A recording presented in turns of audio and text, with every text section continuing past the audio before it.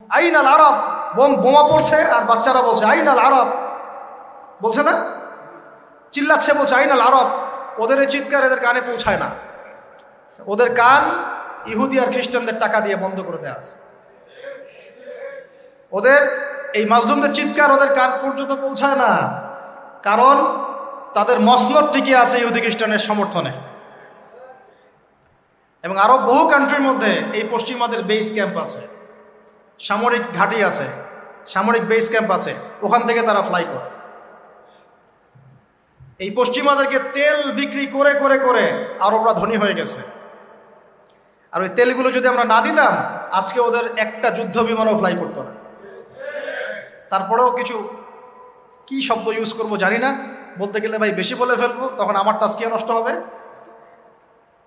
বলে আমাদের কি করার আছে, আমরা কি করতে পারি?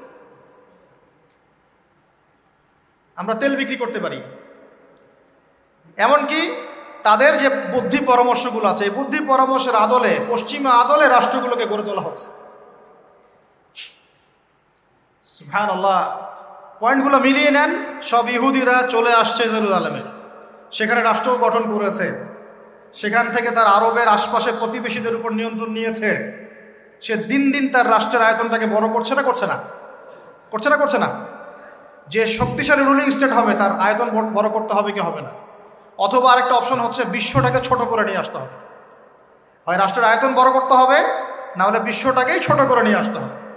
এই বিশ্বটাকে ছোট করার দুইটা পদ্ধতি তারা বের করেছে।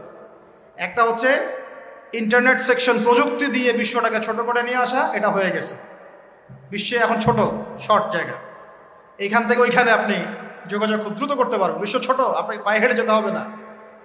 আরেকটা অপশন হচ্ছে পুরো বিশ্বে যুদ্ধ বাঁধিয়ে দিয়ে পুরো বিশ্বের আয়তন ছোট করে ফেলা। আর আমি কনফিডেন্ট আমার বক্তব্যে, এটা আমার ধারণা, আমার ইস্তেহাদও বলতে পারেন, যদিও আমি মুস্তাহিদ নই। আমার ইন্টারপ্রিটেশন, এই শব্দটা ভালো হবে, ইস্তেহাদ না বলে বলছি আমার ইন্টারপ্রিটেশন, যে অচিরেই তারা পুরো বিশ্বে একটা বড় যুদ্ধ বাঁধিয়েই ছাড়বে দেয় ইনশাআল্লাহ। অচিরেই তারা পুরো বিশ্বে একটা বড় যুদ্ধ না বাঁধানো পর্যন্ত থামবেন। প্রথম বিশ্বযুদ্ধের পরে আপনারা ব্রিটেনকে দেখেছেন, সেকেন্ডটার পরে আপনার আমেরিকার রাজত্ব দেখেছেন, দেখবেন যদি আরেকটা লাগে এরপরে আপনি ইসরায়েলের রাজত্ব দেখবেন।